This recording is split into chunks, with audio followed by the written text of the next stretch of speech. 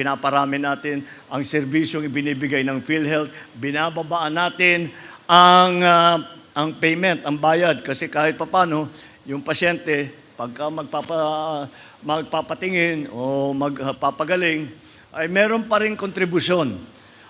Dahan-dahan namin babawasan yung kontribusyon ng pasyente. At kung tayo'y magawa natin, pag naayos natin ang ating ekonomiya na mabuti at kaya na natin, ay kaya naman siguro natin, wala nang kontribusyon ng pasyente.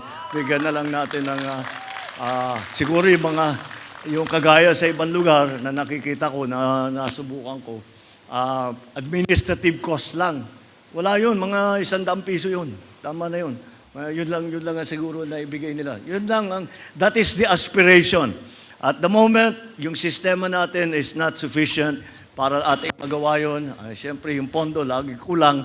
But, minamanayobra natin, minamasahe natin ang budget ng mabuti para naman mapabilis ang pagpaganda ng health service para sa ating mga kababayan.